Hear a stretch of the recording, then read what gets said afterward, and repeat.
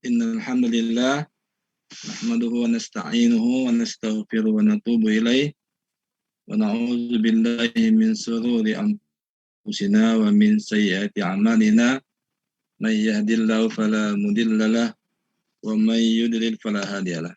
Asyhadu an la ilaha illallah wahdahu la syarika lah wa asyhadu anna Muhammadan abduhu wa rasuluh.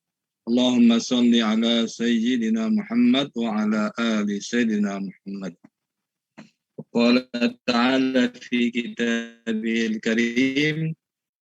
A'udzu billahi minasy syaithanir rajim. Bismillahirrahmanirrahim. Ya ayyuhalladzina amanu taqullaha lakum a'malakum wa yaghfir lakum dzunubakum wa may yuti'illaha wa rasulahu faqad faza fawzan 'azima. Shadaqallahul azim. Alhamdulillah, mari kita bersyukur kepada Allah Subhanahu wa taala yang senantiasa memberikan nikmat kepada kita semua, hingga alhamdulillah pada malam hari ini kita dapat hadir di majelis ilmu, yaitu kajian kitab Mukhtasar Minhajul Qasidin, yang malam hari ini insyaallah akan disampaikan temanya masih tentang zikir dan doa. Ya, insya Allah sama-sama bersama kita Ustadz Aryansyah Ahmad LC MED. Mudah-mudahan majelis kita majelis yang dirahmati oleh Allah Subhanahu wa taala, dan kita semua yang hadir pada kesempatan ini dimudahkan jalan kita menuju surga Allah Subhanahu wa taala. Amin ya rabbal alamin. Salawat beriring salam dapat kita sampaikan pada uswatun hasanah kita Nabi Muhammad sallallahu alaihi wasallam. Allahumma sholli ala sayyidina Muhammad wa ala ali sayyidina Muhammad. Mudah-mudahan kita semua mendapatkan syafaatnya di yaumil akhir Nabi. Amin ya rabbal alamin. Selanjutnya tak lupa kita mendoakan pada teman-teman kita, saudara-saudara kita, ayah ibu kita yang mungkin pada malam hari ini ada yang sakit. Mudah-mudahan Allah sembuhkan dari penyakitnya, Allah beri kesabaran. Mungkin ada juga dalam aktivitas pekerjaan dan lain sebagainya, mudah-mudahan dimudahkan aktivitasnya. Dan juga mungkin ada juga yang baru pulang ya dari kerjaan dan berusaha masuk ke Zoom ini, mudah-mudahan Allah mudahkan sinyalnya, Allah kuatkan sehingga bisa bergabung bersama kita pada malam hari ini di majelis ilmu kajian kitab Mukhtasar yang sebentar lagi akan kita lakukan. Baik, Bapak Ibu sekalian yang dimuliakan oleh Allah Subhanahu wa taala, mari kita buka majelis ilmu kita dengan membaca lafaz basmalah. Bismillahirrahmanirrahim. Kemudian mohon pada Ustadz Febriansyah untuk tilawah Al-Quran untuk membuka pertemuan kita pada malam hari ini agar majelis kita dipenuhi rahmat Allah Subhanahu wa taala. Pada Ustaz Febriansyah, tafadhol Ustaz.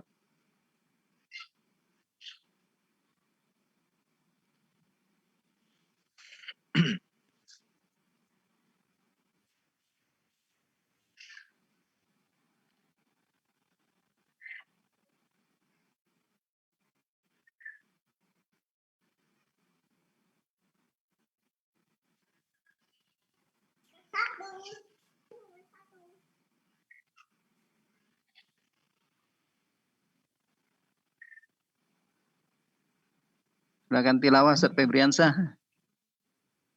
Ustaz Febri ya. Buka Tat suaranya Tat.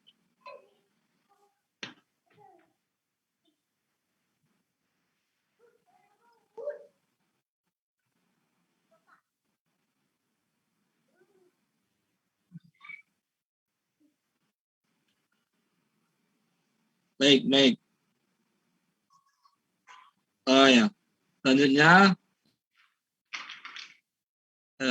mari kita dengarkan tilawah Al-Quran yang akan dibacakan oleh mohon pada Ustadz Febriansyah. Tafadhol Ustadz untuk tilawah beberapa ayat. Tidak dengar mungkin.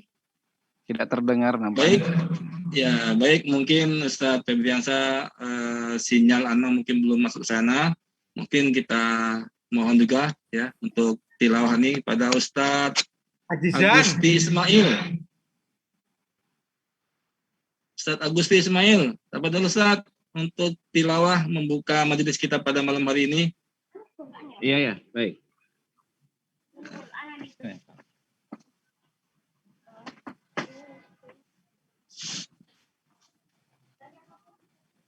أعوذ بالله من الشيطان الرجيم بسم الله الرحمن الرحيم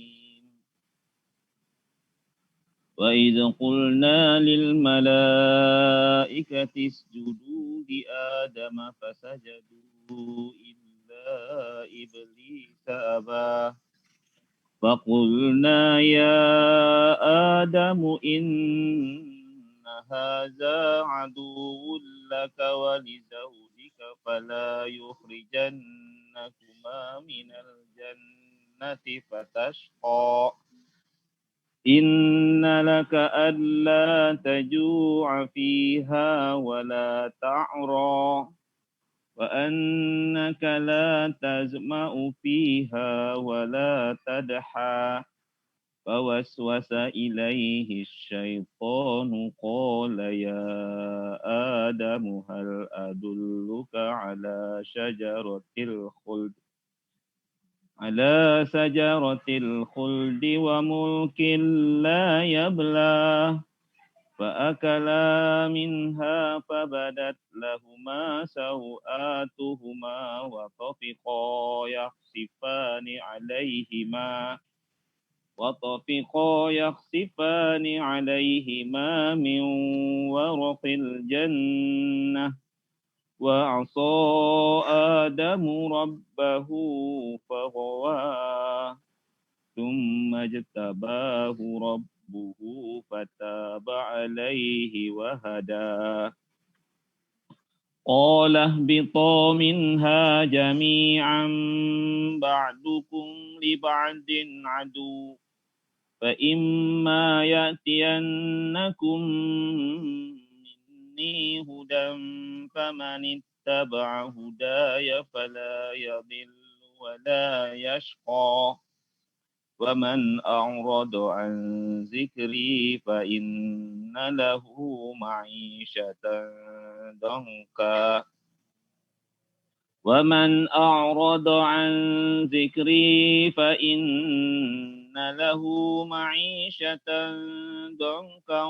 ونحشره يوم القيامة أعمى قال رب لم حشرتني أعمى وقد كنت بصيرا قال كذلك أتتك آياتنا فنسيتها وكذلك اليوم تنسى وكذلك نجزي من أسرف ولم يؤمن بآيات ربه ولعذاب الآخرة أشد وأبقى أفلم يهد لهم كم أهلكنا قبلهم من القرون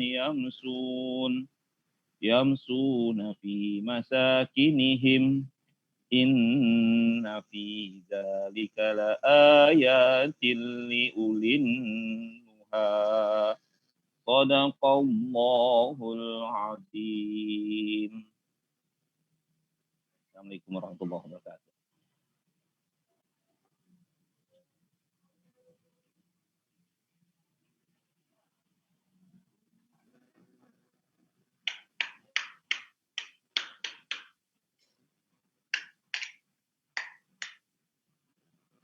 Ya, Ustaz. Mundur ya.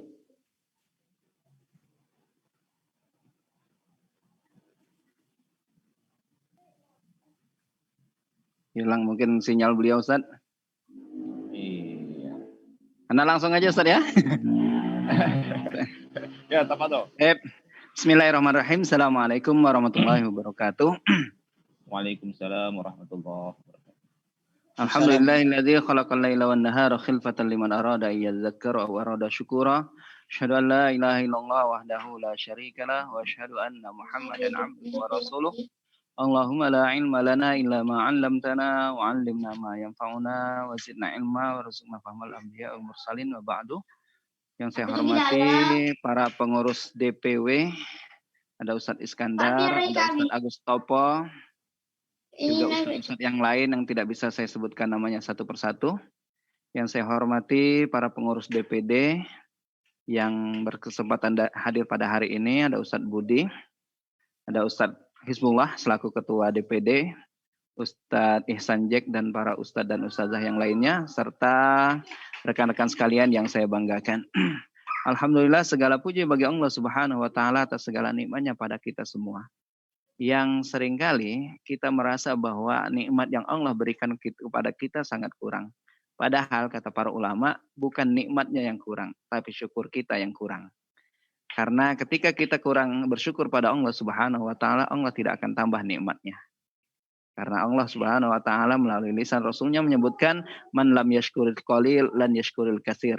Barang siapa yang tidak bisa bersyukur pada perkara yang kecil, maka yakinlah dia tidak akan pernah bisa bersyukur pada perkara-perkara yang besar.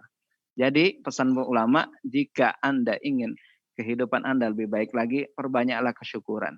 Sesuatu yang kecil-kecil, nikmati dan syukuri. Karena ketika kita berpikir pada apa yang Allah berikan pada kita, niscaya kesyukuran kita tidak cukup untuk mensyukuri itu semua.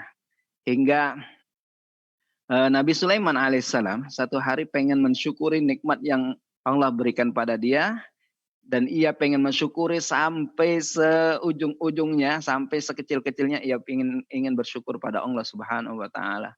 Namun ketika beliau hendak bersyukur, beliau menyadari bahwa keinginan untuk bersyukur adalah nikmat Allah Subhanahu wa Ta'ala juga. Begitu merasakan demikian, ia segera bertanya pada Allah, ya Allah, bagaimana mungkin aku bisa bersyukur padamu, sementara nikmat bersyukur itu juga nikmat darimu. Allah kemudian berfirman, al-ana qad syakarta. Sekaranglah baru engkau benar-benar bersyukur padaku. Jadi Bapak Ibu sekalian yang berbahagia, mari kita mencoba mensyukuri apapun kondisi dan situasi yang kita alami. Karena ketika kita melihat sekeliling kita, ketika melihat apa yang di dalam diri kita, apa yang ada yang terjadi pada keluarga kita, niscaya masih banyak hal yang bisa kita syukuri. Semoga Allah Subhanahu wa Ta'ala memberkahi kehidupan kita, memudahkan urusan kita, dan menjauhkan kita, keluarga kita, dan orang-orang yang kita kasihi dari nerakanya kelak. Amin. Allahumma amin. Salawat ring salam semoga tetap tercurahkan pada junjungan kita Nabi besar Muhammad sallallahu alaihi wasallam yang syafaatnya kita nanti-nantikan di hari kiamat nanti. Bapak Ibu hadirin yang berbahagia, hari ini kita akan membahas pasal tentang wirid-wirid, keutamaannya, pembagian ibadah dan berdasarkan waktu-waktunya. Kata Imam Ibnu Qudamah Al-Maqdisi, i'lam annahu idza hasaltal ma'rifata lillahi subhanahu wa tasdiqa biwa'dihi. Ketahuilah jika engkau mendapatkan keutamaan atau pemahaman tentang Allah Subhanahu wa Ta'ala dan meyakini janji Allah Subhanahu wa Ta'ala. Janji Allah adalah bahwa Allah Subhanahu wa Ta'ala menyiapkan surga bagi hamba-hambanya yang beribadah dan taat padanya, dan Allah akan menghukum mereka-mereka yang bermaksiat padanya atau tidak menggunakan waktu sebaik-baiknya di dunia. Ini janji Allah Subhanahu wa Ta'ala. Wal ilma biqasril umur. Kata beliau, bagi orang yang sudah mendapatkan pengetahuan bahwa umurnya sangat-sangat pendek di dunia ini, hanya beberapa tahun saja, wajabatar kat-taksir fi hadzal umril qasir. Hendaknya dia meninggalkan berlalai-lalai saat dia dalam kehidupan yang terbatas ini.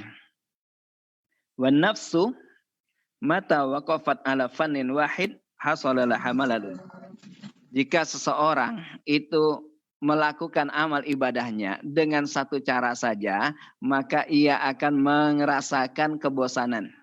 Padahal, ikhwati fillah, rekan-rekan sekalian berbahagia, Allah memerintahkan kepada kita itu ibadah di banyak-banyak waktu. Hingga kalau misalnya kita hanya bosan menggunakan satu cara saja, maka kita akan mengalami kebosanan dan kebosanan hingga akhirnya kita berhenti beribadah pada Allah Subhanahu wa taala. Karena Allah Subhanahu wa taala berfirman, "Wadhkur rabbaka bukratan wa asila." Ingatlah Allah Subhanahu wa taala di pagi dan di sore hari, wa minal laili fasjud lahu wasabbihhu lailan tawila. Di malam harinya maka perbanyaklah sujud padanya dan bertasbihlah di malam-malam yang panjang. Jadi Bapak Ibu sekalian berbahagia, ini ibadah kita. Sepanjang waktu yang bisa kita lakukan, hendaknya kita lakukan. Dan kata beliau, Imam Ibnu Qudamah, bahwa ayat-ayat ini dan ayat yang lain menunjukkan bahwa jalan Allah Subhanahu wa taala itu sangat panjang. Ibadahnya 24 jam kalau kita bisa ibadah. Wa muraqabatul awqat wa imaratuha bil awradi 'alad dawam. Hendaknya kita memenuhi atau memakmurkan waktu-waktu kita dengan zikir-zikir secara kontinu. Karena Allah Subhanahu wa taala menjadikan malam dan siang sebagai pengganti. Bagaimana Allah berfirman dalam Al-Qur'an, "Wa huwal ladzi ja'ala al-laila wan nahara khilfatan liman arada ay yadzakkara aw arada syukura." Sesungguhnya Allah Subhanahu wa taala menjadikan malam dan siang sebagai pengganti. Jadi jika seandainya di malam hari kita lalai, maka gantilah dengan siang hari. Sebagaimana Nabi SAW jika beliau tidak bangun untuk sholat tahajud, maka beliau mengganti di siang hari dengan sholat duha 12 rakaat. Jika malam kita kurang ibadah, maka perbanyaklah di siang harinya. Liman arada ayyadzakkara au arada syukura. Untuk orang-orang yang mengingat Allah Subhanahu wa taala dan mensyukuri nikmat yang Allah berikan. Dan Imam Ibnu Qudamah kemudian menjelaskan bahwa wirid di siang hari itu ada 7 dan wirid di malam hari itu ada 6. Yang pertama kata beliau, wirid di siang hari adalah dimulai saat bangun pagi. Kata beliau, ma baina tulu'il fajri tsani ila tulu'isy syamsi. Maka wazifah pertama atau ibadah pertama, wirid pertama yang dilakukan adalah dari saat fajar yang kedua sampai terbitnya matahari. Ini dimulakan dengan bangun tidurnya kita. Bangun tidur kita buka dengan bacaan Alhamdulillahilladzi ahyana ba'da ma amatana wa ilaihin nusyur. Imam Nawawi rahimahullah menyebutkan bahwa Allah Subhanahu wa taala menyuruh kita saat tidur dengan bismika Allahumma ahya wa amut, seolah-olah mengisyaratkan pada kita bahwa kita menutup kehidupan kita dengan bismillah. Dan kemudian Allah Subhanahu wa taala menyuruh kita untuk membuka kehidupan kita, lembaran hari yang baru dengan mengucapkan alhamdulillah. Karena kandungannya kalimat alhamdulillah mengandung keyakinan tauhid pada Allah Subhanahu wa taala. Bahwa Allah Subhanahu wa taala esa, bahwa Allah Subhanahu wa taala mampu membangkitkan kita dan mematikan kita kembali. Dan keyakinan ini akan menyebabkan manusia mendapatkan kebaikan di dalam hari tersebut. Karena Bapak Ibu sekalian yang berbahagia, saat manusia di malam hari tidur, maka setan akan mengelilitkan 3 ikatan di tengkuknya. Akan mengikat dengan 3 simpul. Dan setan itu akan memukul simpul-simpulnya agar semakin keras dan semakin keras. Jika seorang hamba bangun, kemudian mengucapkan hamdalah, kata Nabi SAW, maka simpul pertama akan terlepas. Jika sang hamba kemudian bangkit dan berwudu, maka simpul terlepas. Namun, jika sang hamba kemudian sholat tahajud, maka simpul ketiga terbuka. Maaf, sebelumnya ada terlewat. Saat memukul, setan akan mengatakan malam masih panjang, maka tidurlah, dan tidurlah. Jadi Bapak Ibu sekalian, ketika Bapak Ibu sekalian buka jam 3:30 masih malam, berarti itu termasuk godaan dari setan, ucapan setan tadi. Sesungguhnya Bapak Ibu sekalian, ketika Bapak Ibu sekalian terbangun di malam hari, berarti Allah kangen kepada Anda sekalian agar Anda sujud bersimpu di hadapannya. Allah Subhanahu wa taala menginginkan Anda itu berdekatan dan bermesraan dengan Allah Subhanahu wa taala di saat manusia sedang tidur terlelap dalam mimpi-mimpinya. Oleh karena itu Bapak Ibu sekalian, ketika kita terbangun, langsunglah ucapkan hamdalah, duduklah kemudian mulailah melangkahkan kaki ke kamar mandi untuk membersihkan diri dan berwudu. Jika itu kita lakukan, kata Nabi SAW, ia akan bangun dengan hati yang bersih, jiwa bersih, dan badan yang sehat. Namun ketika seseorang bangun dengan kondisi dengan terbangun hingga dianya bangunnya telat, maka kata Nabi SAW, dia bangun dengan jiwa yang kotor, hati yang kotor, dan badan yang malas. Bapak Ibu sekalian berbahagia, ini wirid yang pertama kata beliau. Yang kedua, setelah dia membaca wirid-wirid yang lain. Nah, sebagian wirid yang disebutkan di dalam kitab Minhajul Qasidin ini Bapak Ibu sekalian, kita dapatkan di maksurat yang kita baca setiap pagi dan petang. Keutamaan dari maksurat Bapak Ibu sekalian sangat-sangat luar biasa. Yang pertama, maksurat dibuka dengan A'udzubillahis samiil alim minasyaitonir rajim. Dalam hadis yang diriwayatkan oleh Ibnu Sunni dari Anas bin Malik radhiyallahu anhu, barang siapa yang membaca saat di pagi hari A'udzubillahis samiil alim minasyaitonir rajim, maka kata Nabi SAW, dia akan terhindar dari setan sampai sore harinya.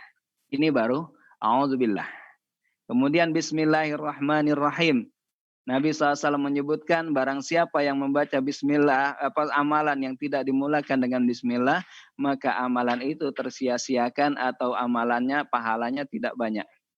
Yang kedua, kita bukakan dengan kalimat Al-Fatihah.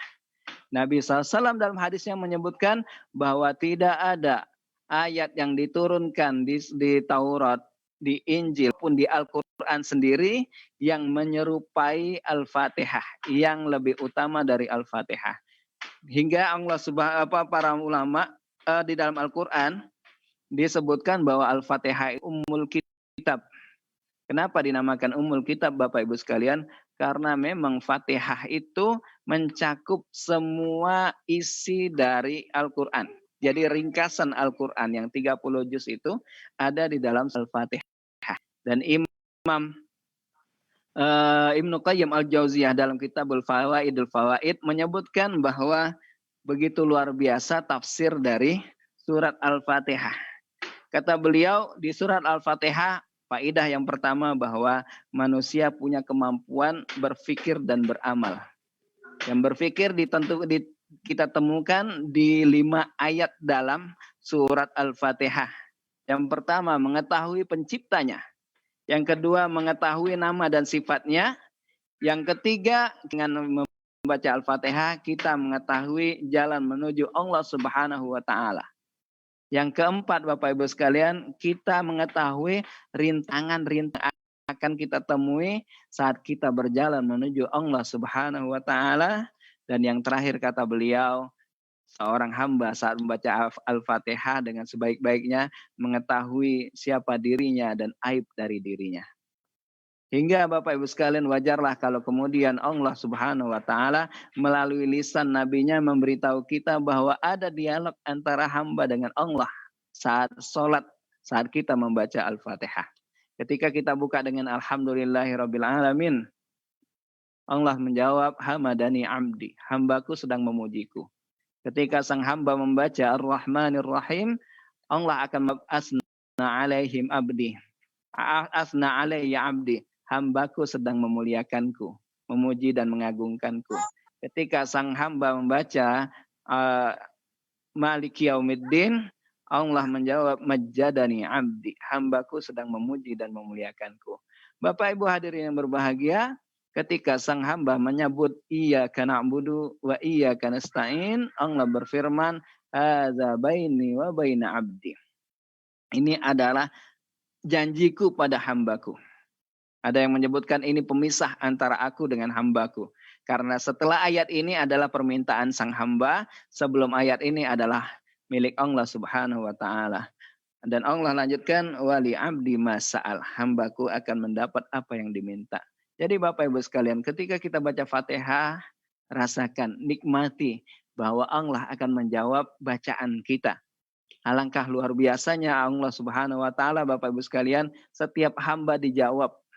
Tapi jangan sekali-sekali, kembali mohon maaf, jangan sekali-sekali lantas kita berpikir gimana Allah jawab setiap ucapan hambanya, sementara umat Islam udah sekian miliar gitu kan.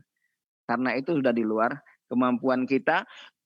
Jika ada pertanyaan itu keluar di dalam hati kita atau di otak kita, maka katakan amantu billahi wa rasulih.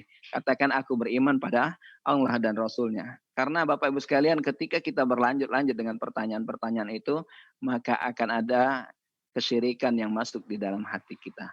Dan Masya Allah Bapak Ibu sekalian, netizen sekarang kan aneh-aneh itu pertanyaannya. Bisakah Allah membuat sesuatu yang lebih besar darinya? Bisakah Allah menciptakan makhluk yang kuat yang tidak bisa dikalahkan olehnya? Kan luar biasa, itu pertanyaan-pertanyaan yang tidak layak untuk ditanyakan atau memang dan tidak boleh ditanyakan. Karena yang kita dalam alam kita sendiri saja Bapak Ibu sekalian, banyak hal-hal yang tidak bisa kita temukan jawabannya, apalagi yang berhubungan dengan Allah Subhanahu wa taala. Jadi Bapak Ibu sekalian yang berbahagia, inilah Al-Fatihah. Jadi wajar kalau kemudian Rasulullah SAW meminta kita untuk membaca surah Al-Fatihah. Yang kedua Bapak Ibu sekalian, Allah Subhanahu wa taala menyuruh kita untuk membaca surat Al-Baqarah, 5 ayat Al-Baqarah, ayat kursi dan 2 ayat setelahnya dan 2 ayat terakhir dari surat Al-Baqarah. Kata Nabi SAW, man qara'a 10 ayat min suratil Baqarah awwala naharin lam yuqarribhu syaitan hatta yumsi. Barang siapa yang membaca 10 ayat dari surah Al-Baqarah di awal hari, maka setan tidak akan pernah mendekatinya sampai sore hari. Wa in qara'aha hina yumsi lam yuqarribhu syaitanun hatta yusbih. Maka jika seandainya dia membaca di sore hari, maka setan tidak akan mendatanginya sampai pagi hari. Wala yara syai'an yakrahuhu fi ahlihi wa malihi, dan dia tidak akan pernah melihat sesuatu yang dia benci di anak dan keluarganya. Hadis ini diriwayatkan oleh Imam Tabrani dan Imam Hakim. Jadi Bapak Ibu sekalian, ayatnya yang 10 itu kata Imam bin Mas'ud melalui lisan Rasulullah yang menyebutkan bahwa ayatnya itu 4 ayat dari surah Al-Baqarah, ayat kursi dan 2 ayat setelahnya, dan 3 penutupnya. Ini Bapak Ibu sekalian keutamaan dari membaca surat Al-Baqarah di 3 hari. Di 3 tempat tadi. Dan kalau seandainya ada rumah yang ada penghuni yang lain, maka Nabi SAW mengajarkan kepada kita untuk membaca surat Al-Baqarah. Jadi kalau ciri ada penghuni yang lain itu, barang gerak sendiri atau pindah atau tidak kelihatan. Jadi kalau misalnya nih, dicari-cari barang tuh nggak ada, begitu sudah nggak dicari, di depan mata. Nah itu kemungkinan ada yang nutupin. Atau ada penampakan. Atau ada bau-bau yang aneh. Malam-malam tiba-tiba ada bau wangi. Atau ada bau apa ya? Bau singkong bakar biasanya agak gini. Yang bau-bau kayak gitu tuh, nah itu biasanya ada tuh. Gimana caranya Bapak Ibu sekalian? Caranya ketika Bapak Ibu sekalian merasakan itu, bukalah pintu dan jendela. Tapi di siang hari Bapak Ibu sekalian, jangan malam. Bukalah pintu dan jendela, baca surat Al-Baqarah komplit. Atau misalnya ada yang rumahnya sering kehilangan uang gitu kan. Udah anaknya jujur-jujur semua masih kehilangan gitu kan. Bisa jadi makhluk yang lain yang mencuri. Karena saya punya jamaah Bapak Ibu sekalian, itu kehilangan duit terus. Bahkan nyembunyiinnya sampai kayaknya orang aja susah nyarinya, masih hilang juga duitnya. Jadi beliau tuh masukkan duit itu di dalam botol CDR itu yang dari besi, yang redoxon itu diselipin di dalam baju, entah baju itu kemudian tutup lagi, masih hilang. Berarti kan itu kan sudah bukan makhluk biasa lagi. Jadi saya suruh baca surah Al-Baqarah Bapak Ibu sekalian selesai dan alhamdulillah sampai hari ini sudah tidak ada lagi yang datang seperti itu tadi. Jadi Bapak Ibu sekalian nggak perlulah kalau lagi hilang-hilang kayak gitu nyiapin kaca ya Mas Agus ya. Kaca Agus Topo saya yang tahu ini. Kaca, rambut, jarum, kacang hijau ya. Masukin di laci dekat apa namanya? Di dalam tempat nyimpen duitnya nggak perlu lagi itu. Bacalah surah Al-Baqarah insya Allah. Itu yang bisa yang akan menghindarkan kita dari hal-hal tersebut. Kemudian dilanjutkan dengan kulhu, Al-Ikhlas 3 kali, Al-Falak 3 kali, dan An-Nas 3 kali. Al-Ikhlas 3 kali Bapak Ibu sekalian kita tahu bersama bahwa barang siapa Al-Ikhlas itu sepertiga Al-Quran itu 1 kali. Kalau 3 kali berarti pahalanya 1 Quran penuh. Sementara Al-Falak dan An-Nas Rasulullah SAW bersabda, barang siapa yang membaca Qul huwallahu ahad dan 2 muawwidzat, Qul a'udzu birabbil falaq dan Qul a'udzu binnas, sampai pada saat sore hari dan pagi hari 3 kali, takfika min kulli syai'in. Maka sesungguhnya bacaan itu akan menghalangimu, menjagamu dari segala sesuatu. Dahsyat Bapak Ibu sekalian ternyata Al-Falaq dan An-Nas. Jadi Qul a'udzu birabbil falaq. Aku berlindung dengan Tuhannya subuh. Min syarri ma khalaq. Dari kejahatan yang makhluk yang Allah ciptakan. Jadi tuyulkah, rampokkah, orang-orang yang diciptakan Allah Subhanahu wa taala maupun binatang-binatang yang diciptakan Allah Subhanahu wa taala, kita mohon perlindungan dari Allah sama Allah Subhanahu wa taala. Ini kalau yang di luar Bapak Ibu sekalian, Masya Allah. Jadi kalau kita lihat ternyata surat Al-Falaq dan An-Nas itu mengandung 2 perlindungan yang berbeda. Perlindungan yang pertama di surah Al-Falaq itu adalah perlindungan terhadap makhluk-makhluk yang kasat, yang nampak. Pada saat yang nampak Bapak Ibu sekalian, kita hanya diminta Allah Subhanahu wa taala untuk mohon perlindungan dengan 1 nama Allah Subhanahu wa taala. Qul a'udzu birabbil falaq. Tuhan penguasa subuh. Baru nih lanjutnya dari kejahatan yang makhluk yang Allah ciptakan. Wa min syarri ghasikin idza waqab wa min syarrin naffasati fil 'uqad wa min syarri hasidin idza hasad. 4 ini kita minta cuma perlindungannya 1. Tapi ketika kita memohon perlindungan terhadap setan, kita butuh 3 asma Allah. Qul a'udzu birabbin nas, malikin nas, ilahin nas. Baru min syarril waswasil khannas. Jadi Bapak Ibu sekalian, kita kudu hati-hati nih. Allah secara tersirat menjelaskan pada kita bahwa kita memohon perlindungan pada Allah Subhanahu wa taala. Terkait dengan setan kita butuh 3 perlindungan. Sementara kita sekarang Bapak Ibu sekalian mohon maaf, kita itu lebih senang mohon perlindungan dari makhluk-makhluk luar. Dari copet kah, dari garong dan lain sebagainya, tapi kita lupa minta perlindungan makhluk yang bernama setan. Padahal di ayat yang dibacakan oleh qori kita saat pembukaan tadi, Allah menjelaskan bahwa setan itu, iblis itu datang pada Nabi Adam alaihissalam saat Allah sudah janjikan di surga itu nggak ada panas, nggak ada dingin, nggak ada lapar, nggak ada kesusahan. Tapi iblis datang, setan datang menggoda. Kata beliau, hal adulluka ala syajaratil khuldi wa mulkil la yablah. Apa maukah kamu aku tunjukkan pohon yang bikin kamu kekal? Jadi yang menyebut pohon itu buah ya sekalian iblis. Wa mulkin la yablah. Kekuasaan yang tidak akan punah selama-lamanya.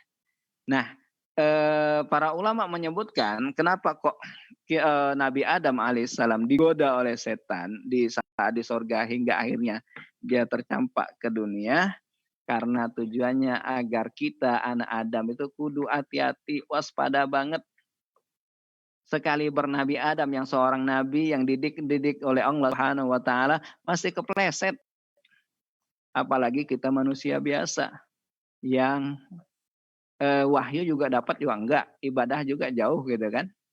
Jadi Bapak Ibu sekalian yang berbahagia, ini perlindungannya Qul a'udzu birabbil falaq dan Qul a'udzu birabbin nas. Kita lanjut Kalau asbahna sama asbahna ala fitratil Islam itu tidak ada keutamaannya di dalam hadis. Kita lanjut ke Allahumma inni asbahtu minka fi ni'matin wa afiatin wa sitrin dan seterusnya. Nabi SAW menyebutkan barang siapa yang membaca Allahumma inni asbahtu dan seterusnya, maka di pagi dan sore hari, maka hak Allah Subhanahu wa taala untuk menyempurnakan nikmatnya pada sang hamba. Dan seterusnya Bapak Ibu sekalian, bacaannya ya Rabbi lakal hamdu kama yanbaghi li jalali wajhikal karim wa azimi sultanik. Dalam hadis Rasulullah SAW bersabda bahwa ketika seorang hamba membaca doa itu, maka malaikat kebingungan. Bingung gimana nulis saking besarnya pahala untuk bacaan ini. Akhirnya mereka bertanya pada Allah Subhanahu wa taala, yang Allah Maha tahu. Kemudian malaikat berkata kepada Allah Subhanahu wa taala, "Ya Tuhan kami, sesungguhnya seorang hamba-Mu itu mengatakan satu kalimat yang kami tidak tahu bagaimana nulisnya." Allah kemudian bertanya pada malaikat, "Apa yang dikatakan oleh hamba-Ku?" Hamba-Mu menyebutkan, "Ya Allah," bacanya ya Rabbi sampai akhir. Kemudian Allah berfirman pada kedua malaikat tadi, "Tulislah sebagaimana yang dikatakan oleh hamba-Ku. Kelak ketika mereka bertemu denganku, aku akan membalasnya sesuai dengan yang dia baca." Bapak Ibu hadirin yang berbahagia, ini beberapa fadilah dan keutamaan dari Al-Maksurat, dan saya tutup dengan bacaan terakhir. Dan itu sebetulnya Bapak Ibu sekalian banyak sekali keutamaan-keutamaan yang lain yang kalau kita bahas sampai akhir kajian ini nggak kelar. Saya tutup dengan kalimat Bismillah a'udzu bikalimatillahi tammah syarri ma khalaq. Jadi ada seorang sahabat bersama Nabi SAW. Ketika pagi dia ngadu, "Ya Rasul, semalam saya disengat kalajengking." Nabi SAW mengatakan, kalau seandainya engkau membaca a'udzu bikalimatillahi tammah min syarri ma khalaq, niscaya engkau tidak akan tersengat kalajengking itu. Baik, ini Bapak Ibu sekalian yang wirid yang pertama dari awal hari. Wirid yang kedua Bapak Ibu sekalian, setelah itu hendaknya selain zikir tadi, hendaknya dia melangkahkan kakinya ke masjid, melakukan sholat di dalam masjid. Saat dia berangkat ke masjid baca doa, menuju masjid, Allahumma ij'al fi qalbi nuran, wa sam'i nuran, wa basari nuran, amami nuran, khalfi nuran, ya'an yamini nuran, shimali nuran, wa ja'ali nuri, wa atmim li nuri. Ya Allah, jadikan depan, belakang, kiri, kanan, dan lain sebagainya. Dan di ujungnya, ya Allah, sempurnakanlah cahayaku. Tujuannya Bapak Ibu sekalian, dulu sempat saya singgung bahwa ketika cahaya kita sempurna, lebih gampang kita untuk menyeberang sirat yang dibentangkan Allah Subhanahu wa taala di antara sorga dengan padang mahsyar, dan itu pas di atas neraka. Jadi ketika seseorang cahayanya sempurna, maka lebih gampang dia untuk melewati sirat tersebut. Yang selanjutnya kata Imam Ibnu Qudamah, "Idza dakhala ahadukumul masjid falyusallim 'alan nabi sallallahu alaihi wasallam, tsumma yaqul Allahumma iftahli abwaaba rahmatik." Barang siapa yang masuk ke dalam masjid, hendaknya dia bersolawat, mengucapkan salam pada Nabi SAW, kemudian menyatakan, "Ya Allah, bukalah bagiku pintu-pintu rahmat-Mu." Jika dia keluar, falyaqul, wa idza kharaja falyaqul, jika dia keluar dari masjid, hendaknya ia berkata, "As'aluka min fadlik." Hendaknya, ya Allah, sesungguhnya aku memohon karunia-Mu. Kemudian hendaknya Bapak Ibu sekalian, dia mencari shaf pertama. Jadi kalau di sholat itu Bapak Ibu sekalian, carilah shaf pertama. Jadi karena seringkali nih masyarakat kita, kalau masuk masjid itu carinya ke belakang. Samping-samping kita duduk, datangnya udah pertama kali gitu kan di pojokan. Karena apa? Begitu kawannya datang ngobrol gitu kan. Padahal Bapak Ibu sekalian, Nabi SAW bersabda dalam hadisnya, barang siapa kalau seandainya manusia itu tahu tentang keutamaan sop pertama, sholat dan sop pertama, niscaya mereka tidak bisa mendapatkan sop pertama itu kecuali dengan cara mengundi, niscaya mereka akan melakukan itu. Saking luar biasanya Bapak Ibu sekalian keutamaan dari sop pertama. Dan keutamaan sholat subuh Bapak Ibu sekalian di masjid, kata Nabi SAW, jika manusia tahu keutamaan yang Allah berikan pada orang-orang yang sholat subuh di masjid, maka mereka akan mendatanginya walaupun merangkak. Ini Bapak Ibu sekalian sholat subuh di masjid. Dan lanjutnya Bapak Ibu sekalian yang berbahagia, diutamakan kata beliau setelah sholat subuh hendaknya dia duduk di masjid, melakukan ibadah, zikir kah, dengar taklim kah, baca Quran dan lain sebagainya sampai matahari terbit. Kemudian dia melakukan sholat sunnah 2 rakaat yang kita kenal dengan nama sholat syuruk. Ada yang menamakannya sholat isyraq. Sholat syuruk itu hadisnya man shallal fajra fi jamaah. Barang siapa yang sholat subuh di jamaah bersama jamaah, tsumma qa'ada yadhkurullah hatta tatlu asy-syamsu. Kemudian dia duduk zikir pada Allah Subhanahu wa taala sampai matahari terbit, tsumma shalla rak'ataini, kemudian dia salat 2 rakaat, kana lahu kajri hajjatin wa umratin tammatan. Kemudian dia salat 2 rakaat, maka dia dapat pahala haji dan umrah sempurna. 3 kali Nabi SAW menyebutkan hal tersebut. Gimana dengan perempuan? Bisakah perempuan, ibu-ibu mendapatkan keutamaan yang sama? Bisa. Dengan syarat Bapak Ibu sekalian, dengan syarat dia sholat di tempat di rumahnya yang memang dikhususkan untuk sholat. Ya, dikhususnya kan untuk sholat. Jadi, kalau misalnya di pojokan dapur itu disekat dengan lemari, dan di situ di ruangan yang setelah disekat itu tidak ada lagi aktivitas selain untuk sholat saja, maka dia bisa mendapatkan hal itu. Jadi duduk di sana, zikir, ngaji dan lain sebagainya sampai matahari terbit, baru dia sholat 2 rakaat, maka dia mendapatkan itu. Ada pertanyaan dari Pak Safai, jam berapa itu? Nah itu biasanya di jadwal imsakiyah itu ada, jadi yang di masjid itu ada syuruk terbit. Nah, kalau untuk hari ini mohon maaf saya buka jadwal dulu. Untuk hari ini terbit itu jam 6. Itu terbitnya saja. Jadi dia Bapak Ibu sekalian jangan sholat pas terbit. Dan jangan pas terbenam. Karena 2 waktu itu adalah waktu yang terlarang. Jadi kata Nabi SAW, saat matahari terbit banget dan tenggelam banget, itu saat itu matahari terbit di antara 2 tanduk setan dan terbenamnya di antara 2 tanduk setan. Jadi maksudnya Bapak Ibu sekalian, bukan mataharinya tenggelam di antara 2 tanduk setan itu benar-benar. Maksudnya adalah Nabi menyebutkan para penyembah matahari, saat matahari terbit, setan sudah nongkrong itu di depannya. Jadi seolah-olah tuh antara dia dengan matahari itu seolah-olah matahari itu keluar dari tanduk beliau.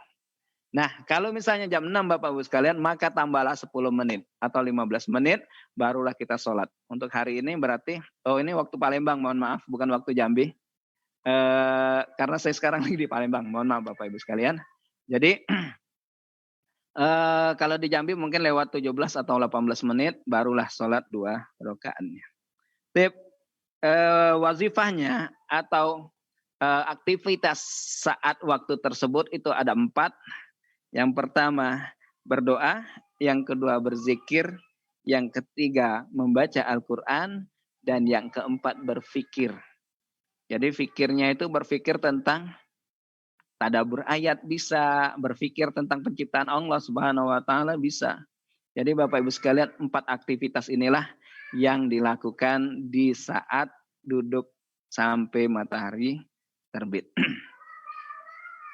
Jadi kata Imam Ibnu Qudamah, jadi hendaknya dia berpikir menyibukkan diri dengan kebaikan yang bisa mendatangkan dia pada berpikir tentang kebaikan-kebaikan apa yang harus dia lakukan, atau dia menengok melihat sekelilingnya hingga ia bisa bersyukur kepada Allah Subhanahu wa taala. Yang kedua kata beliau, Bapak Ibu sekalian, tadi zikir dari bangun tidur sampai matahari terbit. Zikir yang kedua, wirid yang kedua, dari terbitnya matahari sampai waktu duha. Ini sekitar 3 jaman dari awal pagi hari. Jadi kata beliau, apa aktivitas kita? Aktivitas kita Bapak Ibu sekalian, yang pertama salat duha. Dulu pernah saya singgung sekilas kalau nggak salah tentang duha. Duha itu kalau 2 rakaat, itu keutamaannya adalah memberikan sedekah untuk 360 sendi di dalam tubuh kita. Jika kita melakukan sholat 4 rakaat, maka kata Nabi SAW dalam hadis qudsi, Allah berfirman, wahai hambaku, jangan pernah engkau tinggalkan 4 rakaat, maka aku akan jamin bagimu pada hari itu. Kata ulama, jaminan ini adalah bahwa rezekinya akan dicukupi Allah, dia akan dilindungi Allah dari godaan setan, dia akan kalau misalnya dia terpeleset dalam dosa dan khilaf yang tidak tanpa dia sengaja, maka Allah akan mengampuni dosanya. Ini kalau 4 rakaat Bapak Ibu sekalian. Penarik rezeki nih kalau kata Ustaz Yusuf Mansur. Dan barang siapa yang melakukan sholat 8 rakaat, sholat duha, maka kata Nabi SAW, dia termasuk orang-orang yang awabin atau kembali kepada Allah Subhanahu wa taala.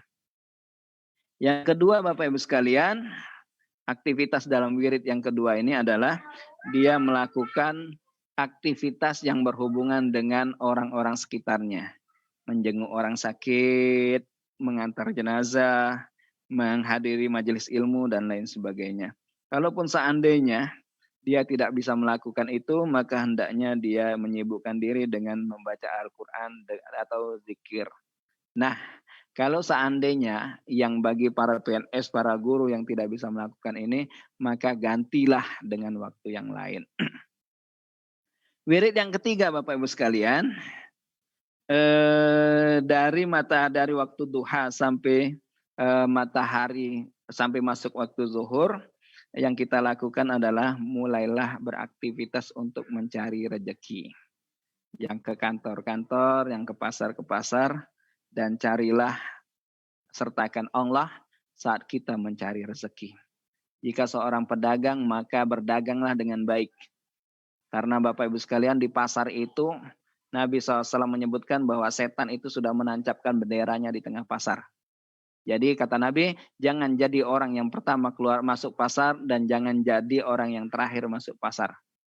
Dan barang siapa yang membaca doa masuk pasar, maka dia akan mendapatkan keutamaan yang sangat besar. Alfu alfin kebaikan. Dia akan dikasih 1.000.000 kebaikan, dihapuskan 1.000.000 sejuta keburukannya. Doanya Bapak Ibu sekalian, ini bagi yang rajin ke pasar silakan hafalin doanya. Doanya, la ilaha illallah wahdahu la syarikalah. Ini Mas Azizan udah nulis sudah kayaknya. Lahul mulku wal hamdu. Yuhyi wa yumit. Nah, ini kita hafal ya Bapak Ibu sekalian. La ilaha illallah wahdahu la syarikalah. Lahul mulku wal hamdu yuhyi wa yumit. Nah, ini sambungannya nih yang agak ini. Huwal hayyu la yamut. Allah hidup dan tidak mati. Biyadihil khair. Di tangannya kebaikan. Wa huwa ala kulli syai'in qadir. Allah itu bisa melakukan apa saja. Kenapa doa ini begitu dahsyat Bapak Ibu sekalian? Mengingatkan kepada kita semua bahwa di pasar itu semua ada. Pedagang curang ada, pedagang yang bersumpah mengatakan belum dapat untung padahal udah dapat untung banyak. Ada pencopetnya, ada ibu-ibu yang sudah yang nawarnya udah setengah mati gitu kan, sampai pedagangnya udah nggak bisa ngapa-ngapain, begitu selesai timbang tuh ngambil dikit minta bonus dan lain sebagainya. Bapak Ibu sekalian, Nabi mengingatkan pada kita dengan doa itu hendaknya dia sadar bahwa Allah Subhanahu wa taala itu Maha mengetahui. Wal hayyul la yamut. Allah itu melihat semua yang ia lakukan. Kemudian Allah juga ketika orang-orang yang melakukan itu hendaknya dia sadar bahwa Allah lah pemberi rezeki. Masih banyak rezeki-rezeki Allah yang halal dibandingkan ia mencari perkara-perkara yang haram. Demikian Bapak Ibu sekalian. Oh ya maaf, dikasih sejuta kebaikan, dihapuskan sejuta keburukan. Dan yang terakhir Bapak Ibu sekalian, dibangunkan baginya rumah di sorga. Gimana dengan Alfamart atau Indomaret? Itu masuk pasar juga. Bapak Ibu sekalian yang berbahagia, jika Bapak Ibu sekalian membaca doa itu kebaikan yang akan Bapak Ibu sekalian dapatkan. Yang selanjutnya di wirid ketiga Bapak Ibu sekalian, hendaknya kita tidur siang. Qailulah. Qailulah itu sebetulnya waktu aslinya itu sebelum zuhur. Ya, tidur siang itu sebelum zuhur. Dan itu untuk penguat kita sholat tahajud. Karena sesungguhnya setan itu enggak qailulah. Setan itu tidak tidur di siang hari, hingga kalau misalnya seorang malam bangun tahajud dia masih kesulitan untuk bangun. Yang selanjutnya di wirid yang keempat Bapak Ibu sekalian, dari selesai sholat zuhur, dari awal masuk waktu zuhur sampai selesai sholat zuhur, yang kita lakukan adalah ketika azan kita jawab azannya, dan selesai azan Bapak Ibu sekalian kita baca doa yang meminta wasilah untuk Nabi SAW. Kata Nabi SAW, barang siapa yang menjawab azan kemudian dia mengirimkan wasilah untukku, maka dia berhak mendapatkan syafaatku. Selesai itu Bapak Ibu sekalian, hendaknya dia melakukan sholat qobliyah zuhur 4 rakaat dan ba'diyah zuhur 4 rakaat. Karena Nabi SAW menyebutkan barang siapa yang melakukan 4 rakaat sebelum dan sudah zuhur, yang melakukan 12 sholat rawatib, maka dibangunkan baginya rumah di sorga. Yang 12 itu Bapak Ibu sekalian, 2 rakaat sebelum subuh, 4 rakaat sebelum zuhur. Saya ulangi lagi, 2 sebelum subuh, 4 sebelum zuhur, 2 setelah zuhur, 2 setelah maghrib, 2 setelah isya. Maghrib isya 2, setelahnya berarti 4, zuhurnya 6, 10 tambah 2 qobliyahnya. Kalau qobliyah subuh Bapak Ibu sekalian jangan pernah tinggalkan. Usahakan untuk lakukan qobliyah subuh. Karena pahalanya lebih baik dari dunia dan seisinya. Nah Bapak Ibu sekalian berbahagia itu kemudian hendaknya dia membaca doa. Karena Bapak Ibu sekalian pada saat sholat zuhur pintu langit pada saat itu terbuka. Perbanyaklah, pohonlah doa, perbanyaklah zikir dan melakukan amal soleh. Karena Allah berfirman, ilaihi yas'adul kalimut thayyibul wal amalus salihu yarfa'uh. Amal soleh kita, ucapan kalimat-kalimat thayyibah kita itu naik melangit ke langit, dan amal soleh kita yang akan mendorong naik ke atas. Doa-doa kita itu Bapak Ibu sekalian terdorong dengan amal-amal kita. Wirid yang kelima Bapak Ibu sekalian, dari selesai sholat zuhur sampai asar, kita sibukkan dengan zikir, istighfar, dan lain sebagainya. Yang wirid setelah asar sampai matahari memerah, itu tidak ada sholat kecuali sholat asar. Qobliyah asar ada, tapi dia bukan yang bukan sholat muakkadnya. Jadi rawatibnya bukan yang diberatkan, tapi ada. Yang ada itu Bapak Ibu sekalian sebelum maghrib dan sebelum isya serta sebelum asar. Sebelum maghrib itu hadisnya dari Anas bin Malik. Tapi saya sarankan kalau misalnya jamaahnya tidak terbiasa jangan melakukan itu. Jangan sampai kita itu Bapak Ibu sekalian, kita kader-kader PKS ini jangan sampai bikin keributan di masyarakat, bikin susah. Bercerdaslah dalam beriman dan beramal, sebagaimana yang dilakukan oleh Imam Ahmad bin Hambal. Imam Ahmad itu Bapak Ibu sekalian, beliau itu mendapatkan hadis tentang qobliyah maghrib, tapi seumur dan beliau sahihkan, tapi beliau tidak pernah melakukan qobliyah maghrib. Ketika ditanya mengapa engkau tidak melakukan itu padahal engkau mendapati hadisnya, kata beliau kita itu hidup di mazhab Syafi'i di negeri yang bermazhab Hanafi, Abu Hanifah, dan beliau mengatakan tidak ada qobliyah maghrib. Jadi Bapak Ibu sekalian berbahagia ketika kita dapat ilmu baru, jangan lantas kita menganggap yang lain salah. Bisa jadi Bapak Ibu sekalian yang ada pada orang lain itu justru lebih benar dari hadis yang kita pegang. Saya sering temukan itu Bapak Ibu sekalian. Dulu sering saya temukan gitu kan, ada hadis ini misalnya. Ada hadis contohnya, jangan masuk ke kuburan dengan sendal karena sesungguhnya sendalmu itu akan menyakiti penghuni kubur. Ternyata ketika saya cari hadis-hadisnya, ternyata hadis ini adalah sindiran Nabi SAW pada orang yang sombong dengan sendalnya. Karena hadis yang lain menyebutkan kita bisa masuk ke dalam komplek kuburan dengan menggunakan sendal. Jadi Bapak Ibu sekalian, itu yang sering saya sampaikan pada jamaah saya, kalau ngaji itu jangan satu guru. Carilah ilmu-ilmu yang lain. Karena bisa jadi ada ustadz-ustadz yang lain itu membaca kitab yang mendapatkan ilmu yang lebih kuat dibanding yang disampaikan oleh guru yang lain. Dan amalan yang terakhir Bapak Ibu sekalian, dari matahari mega-mega merah itu sampai terbenamnya matahari, itu adalah waktu yang mulia, karena pada saat itulah Bapak Ibu sekalian ganti sipnya malaikat. Waktu asar itu ganti sipnya malaikat, hingga Imam Hasan al-Basri mengatakan, mereka itu para ulama menghormati di waktu sore hari. Dan pada waktu itu kata Imam Hasan al-Basri, kita hendaknya memperbanyak tasbih dan beristighfar. Sebagai penutup, ketika maghrib itu penghabisan wirid siang hari, maka hendaknya kita muhasabah. Bagaimana muhasabah yang disampaikan oleh Imam Hasan al-Basri, wahai anak Adam, innama anta ayyam. Sesungguhnya engkau adalah kumpulan hari-hari. Idza madha yaumuka madha ba'duka. Jika satu hari berlalu, potongan dari dirimu juga ikut berlalu. Wal yatafakkar hal sawa yaumuhu amsahu. Apakah hendaknya dia berpikir apakah hari ini sama dengan yang kemarin? Fa in ra'a annahu qad tawaffara al khairi fi naharihi falyashkurillah subhanahu wa ta'ala taufik.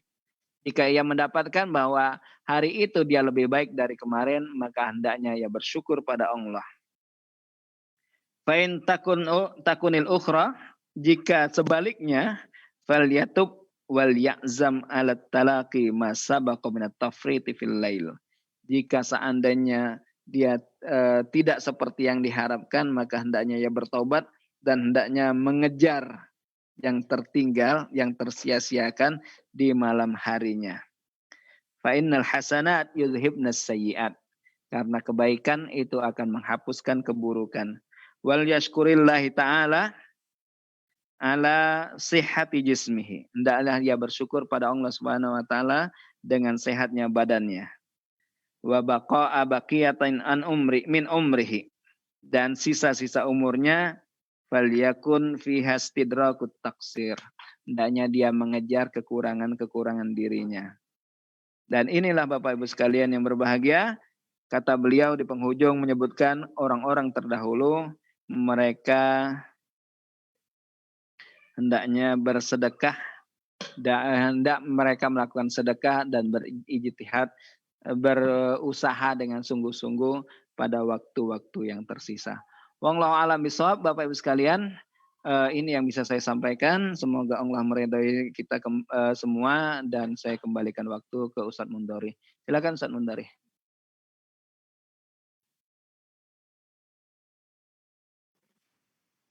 Baik, Bapak Ibu sekalian, demikian tadi penjelasan dari Ustaz Ahmad Aryansa tentang zikir dan doa mulai dari bangun tidur hingga tidur kembali. Masya Allah, luar biasa ya. Jadi hari-hari itu sangat memiliki waktu-waktu yang sangat penting ketika kita benar-benar menggunakan waktu itu dengan sebaik-baiknya, dengan berzikir dan berdoa pada Allah Subhanahu wa Ta'ala. Jadi mulai dari al-masurat, kemudian siang hari sholat sunnah rawatib dan lain sebagainya. Mudah-mudahan kita semua mungkin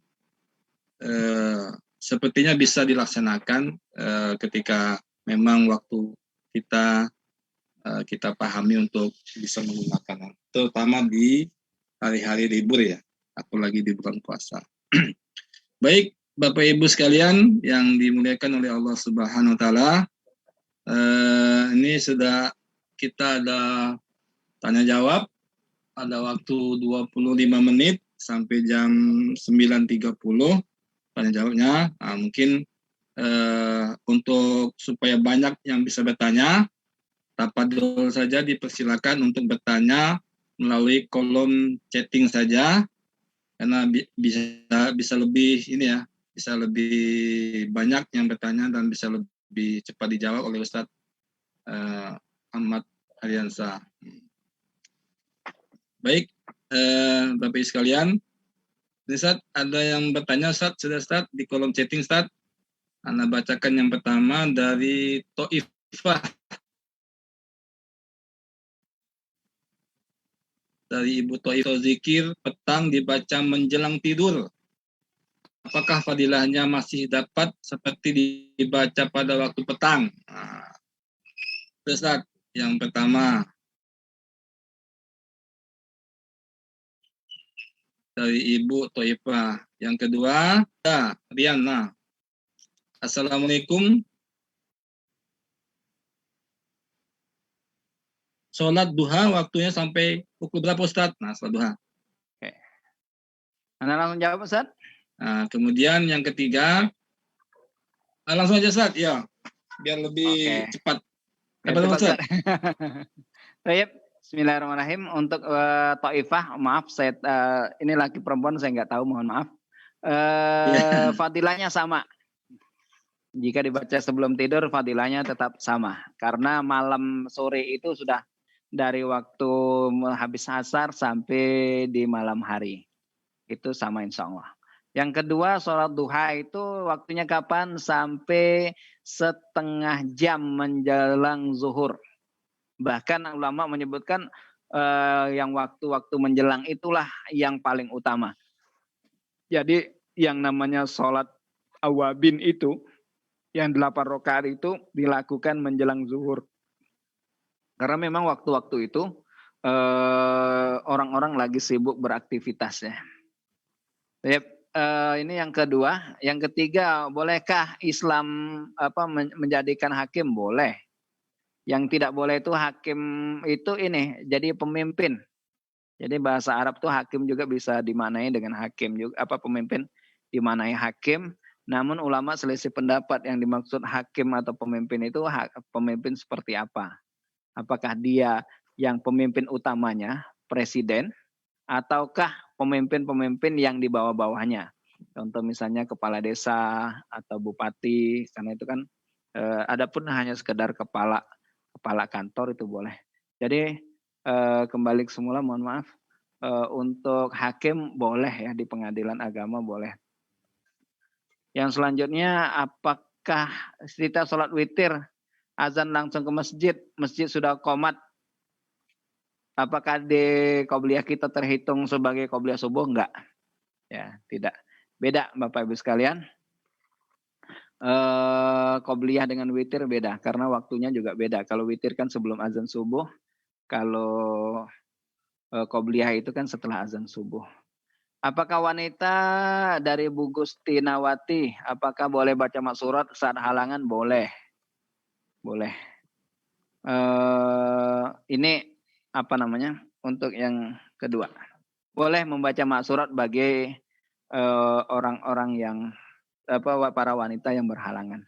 Yang selanjutnya boleh mengakhirkan sholat isya agar bisa sholat malam. Hukumnya kalau saya pribadi Bapak Ibu sekalian memang ulama selisih pendapat terkait dengan waktu sholat isya. Ada yang mengatakan sholat isya itu gandeng dengan subuh, ada yang mengatakan dia hanya di sepertiga pertama saja. Kalau saya pribadi saya sendiri cenderung mengatakan bahwa janganlah kita mengakhirkan sholat isya.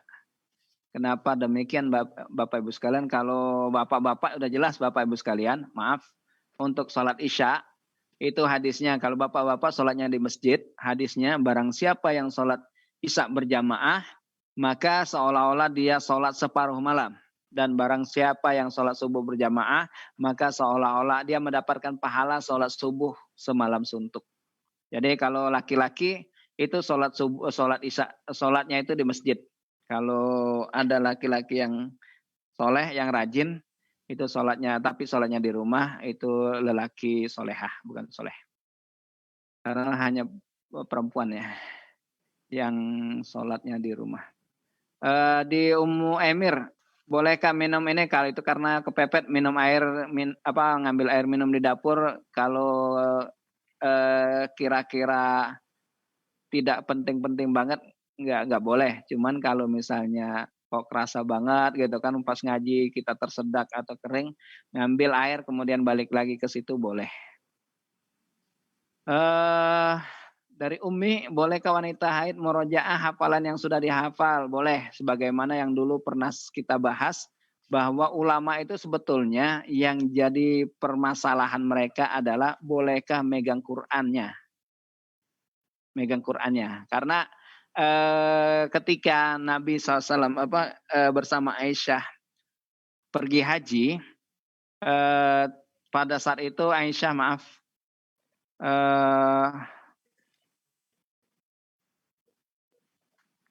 pada saat haji Aisyah kemudian ngadu bahwa dia halangan. Kata Nabi SAW, mandilah kemudian lakukanlah semua ritual haji kecuali tawaf. Tapi Allah Rasul tidak menyebutkan ngaji atau zikir. Jadi Bapak Ibu sekalian, dari sini sebagian ulama menyatakan bahwa ngaji dan zikir boleh. Oke. Sholat duha bolehkah 12 rakaat? Boleh. Ya boleh sholat duha. Sujud sahwi, maaf. Waktu zikir pagi sampai jam berapa? Sampai sebelum zuhur. Korban sapi 5 orang. Hanya 6 orang boleh nggak? Boleh. Sapi 1 orang boleh.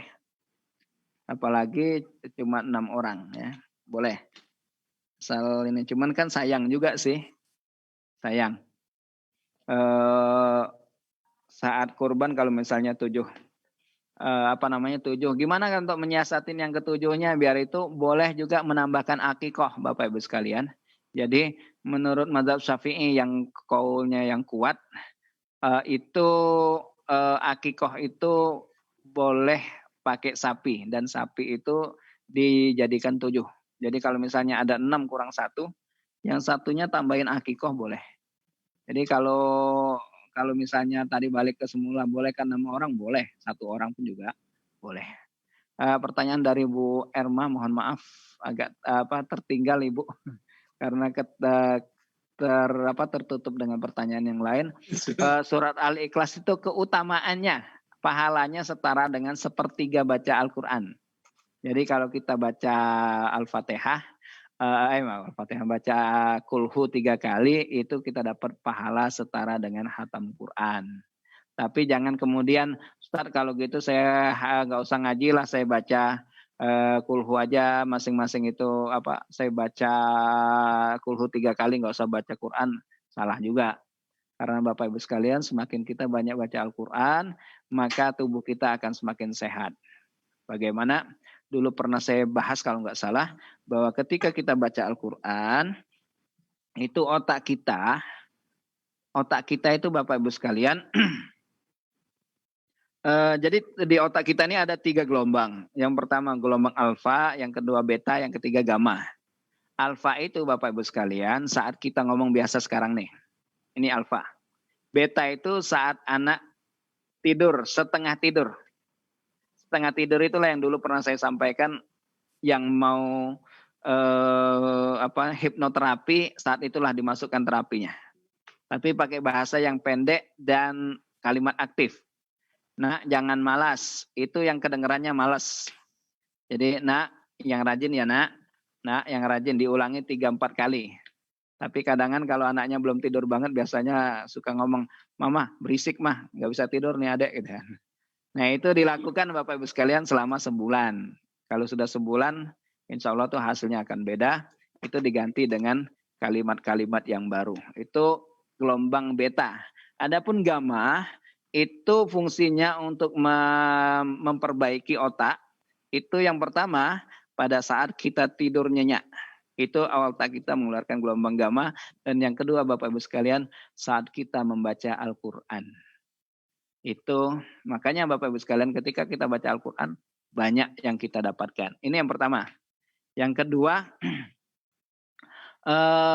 keutamaan baca Al-Quran itu ketika kita membaca Al-Quran, saat kita narik nafas kemudian kita membaca, oksigen itu semakin lama berinteraksi dengan bronkia dan alveolus, maka penyerapannya lebih optimal. Itulah sebabnya kenapa kok orang lagi sholat atau ngaji, saturasi oksigennya meningkat.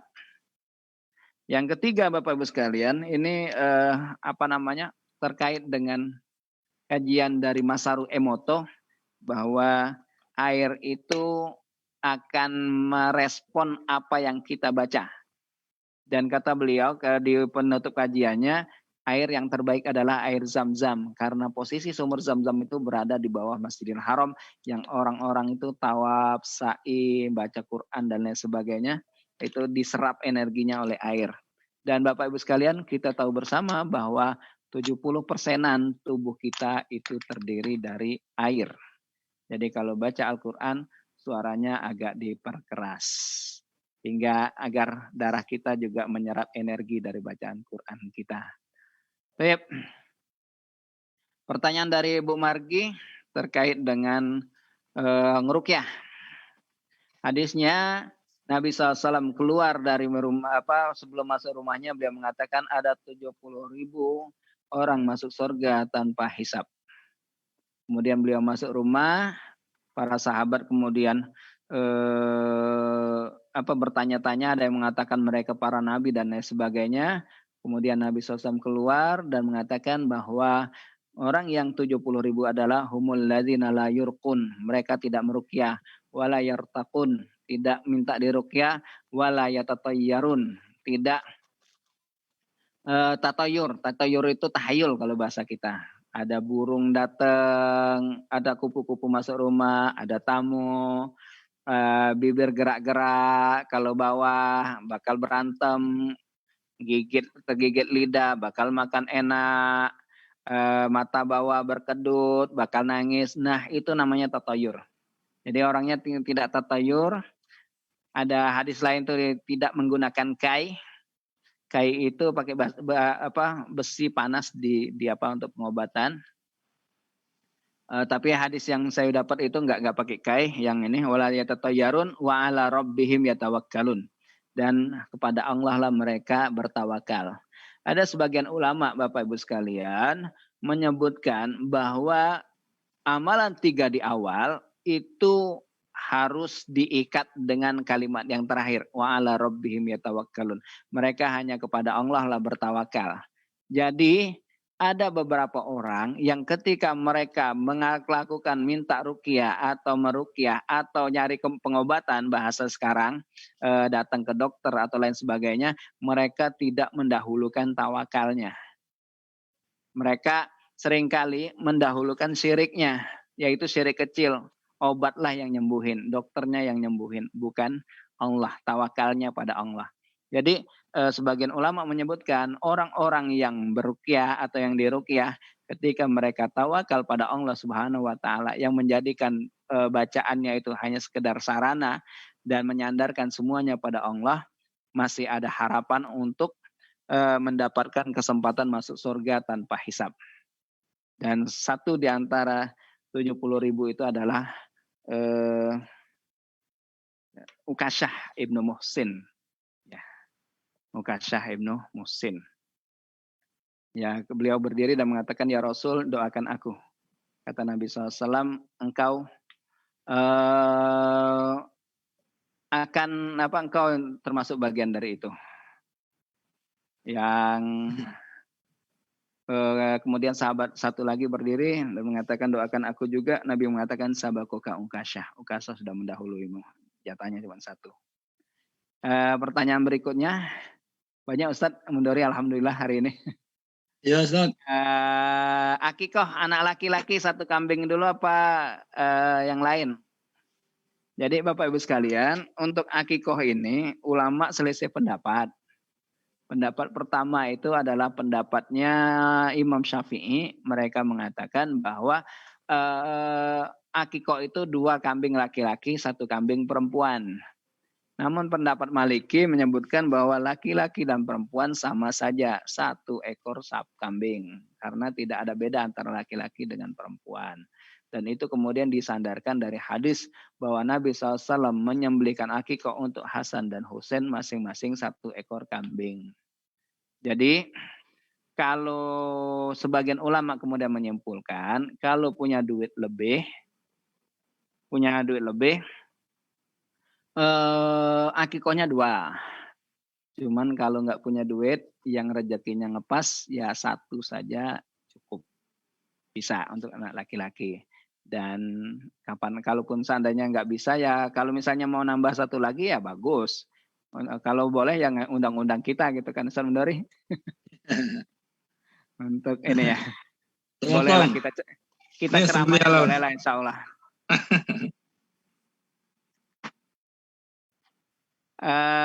Sujud sahwi. Untuk sujud sahwi dilakukan sebelum atau sesudah sholat. Ini ulama selisih pendapat Bapak Ibu sekalian. Sujud sahwi kalau Syafi'i sebelum salam. Jadi setelah fil alamina innaka hamidum majid atau doa-doa yang lain sebelum salam sujud sahwi dulu. Tapi menurut mazhab Maliki, dia kalau kurang dia sujudnya sebelum salam, kalau dia berlebih setelah salam. Kenapa saya jelasin ini Bapak Ibu sekalian? Agar nanti kalau misalnya kita Bapak Ibu sekalian punya rejeki, ditugaskan ke luar negeri atau ke tempat-tempat yang mazhabnya beda gitu kan, tidak kaget. Jadi kata beliau kalau misalnya kita ngurangi sebelum salam. Contoh misalnya kita lupa melakukan tahiyat awal. Itu kan berkurang. Maka kita sujudnya sebelum salam. Tapi kalau misalnya berlebih, kita ragu antara 3 atau 4, maka kita sujudnya setelah salam. Itu Ibu siapa? Tadi di atas tuh ada pertanyaan cara sujud sahwi, Tat. Oh, cara sujud sahwi. Oh ya, dari Bu Syahri Daryana ya, Mas. Iya, tadi ada pertanyaan di atas.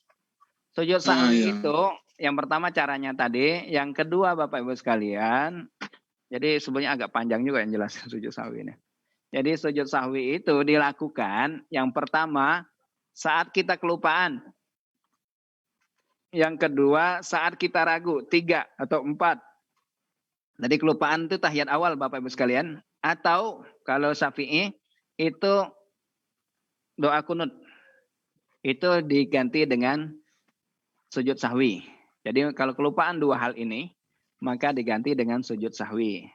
Yang kedua kita ragu antara 3 dengan 4, maka kita ngambil yang yakin 3, tapi lanjut dan kemudian kita lanjutkan sebelum salam kita sujud sahwi. Yang keempat posisinya kalau misalnya kita kelebihan. Selesai sholat, assalamualaikum kata kawan sebelah, kayaknya kita sholatnya 5 rakaat ini. Nah, maka itu sujud sahwi. Jadi fungsi sujud sahwi itu Bapak Ibu sekalian sebagai pelengkap pencukup jika dia lebih. Jadi misalnya ternyata kita sholat isya-nya itu 5 rakaat, maka dengan sujud sahwi itu akan mengurangi hingga ngepas jadi 4 rakaat. Gimana ininya? Ada 2 cara melakukannya. Yang pertama Bapak Ibu sekalian, kita lakukannya sebelum salam. Jadi gampang-gampang aja. Fil alamina innaka hamidum majid. Jangan salam dulu. Kita sujud dulu. Takbir dulu, Allahu Akbar, sujud. Baca doa, subhana man la yanamu wa la yasu, atau subhana man la yanamu wa la yansa. Atau enggak baca juga enggak apa-apa karena hadisnya menyebutkan sujud. Jadi sujudnya 2 kali. Jadi sebelum salam, kita sujud pertama Allahu Akbar sekali. Kemudian duduk, Allahu Akbar. Sujud lagi Allahu Akbar, baru duduk. Setelah itu kita mau salam, langsung salam, silahkan. Hadisnya dari riwayat Bukhari. Atau kita tahiyat lagi juga boleh, karena itu ada hadis dari riwayat Tirmizi, gitu kan. Jadi dua-duanya boleh. Jadi kalau misalnya ada yang kelupaan banget gitu kan, habis tahiyat habis sujud sahwi itu baca tahiyat lagi, ada dalilnya. Nah, posisi yang kedua Bapak Ibu sekalian, jika selesai sholat ternyata baru ketahuan 5 rakaat. Dan assalamualaikum, bro, kita 5 rakaat nih. Kata kita, kenapa nggak dikasih tahu? Gue nggak tahu cara apa ngasih taunya. Ya udah, jangan protes, jangan berantem. Langsung saja takbir, kan posisinya duduk tuh. Langsung aja takbir, Allahu Akbar, sujud. Kemudian Allahu Akbar, duduk. Allahu Akbar, sujud lagi. Allahu Akbar, duduk. Assalamualaikum. Jadi sholat sujud sahwi itu 2 kali.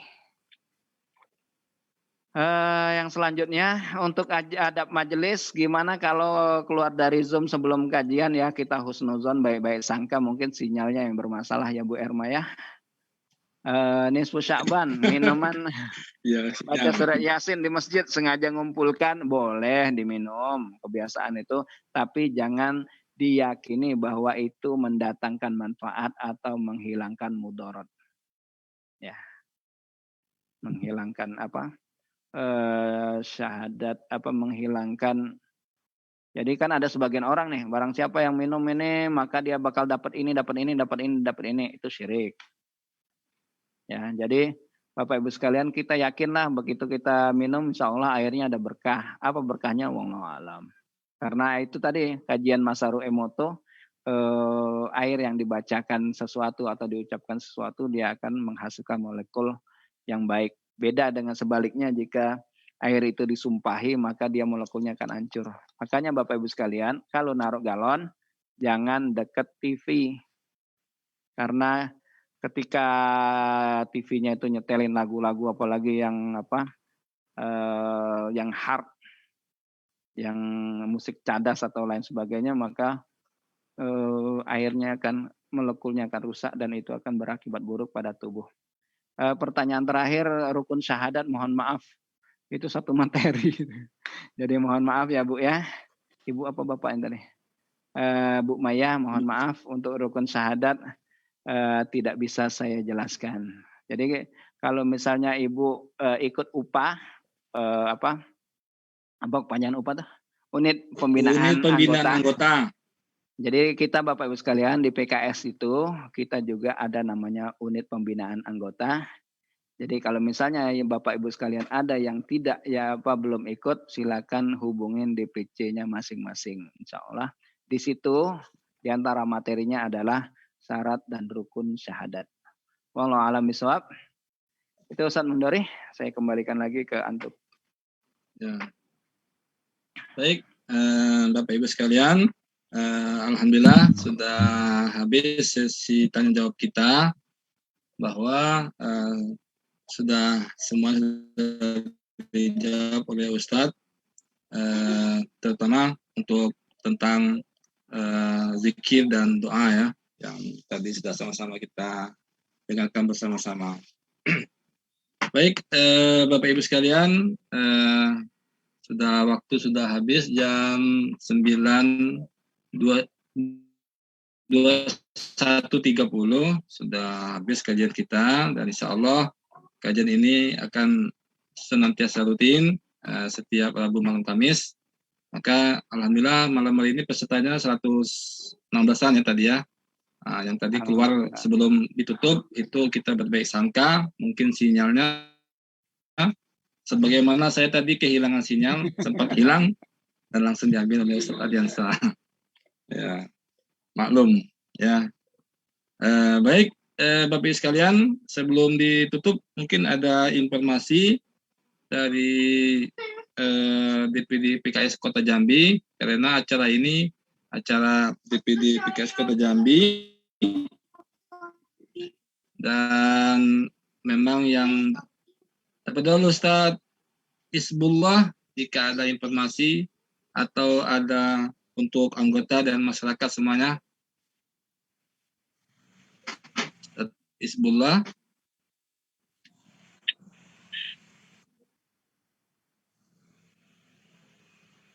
Tidak ada ya? Ustaz Fahrul kali. Ustaz Fahrul ada? Ustaz Fahrul enggak nampak, Ustaz? Tidak ada ya?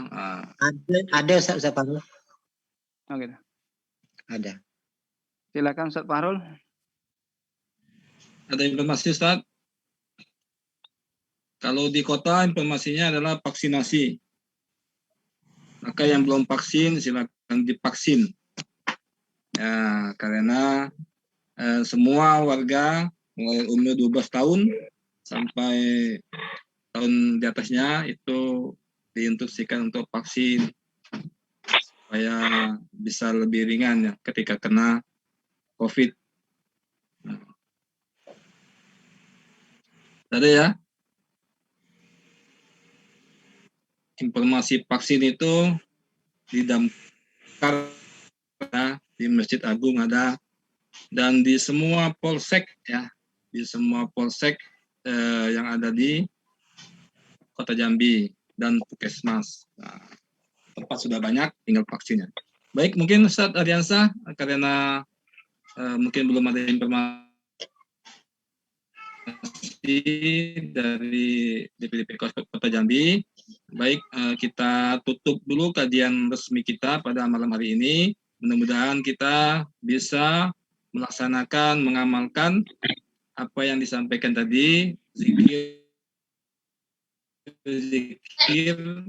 di pagi hari, di petang hari, dari kejahatan-kejahatan ya, dari kejahatan jin dan manusia dan segala makhluk yang ada di bumi ini. Baik, kita tutup dengan sama-sama membaca istighfar, astagfirullahaladzim, dan alhamdulillahirabbil alamin. Kemudian doa kafaratul majelis, subhanakallahumma wa bihamdika asyhadu an la ilaha illa anta astaghfiruka wa atubu ilaik. Terima kasih. Mohon maaf, sampai berjumpa kembali di malam Kamis yang akan datang. Allah masih tetap bersama Ustadz Ardiansa. Akhiri dengan billahi taufik wal hidayah. Wassalamualaikum warahmatullahi wabarakatuh. Waalaikumsalam warahmatullahi wabarakatuh. Yang belum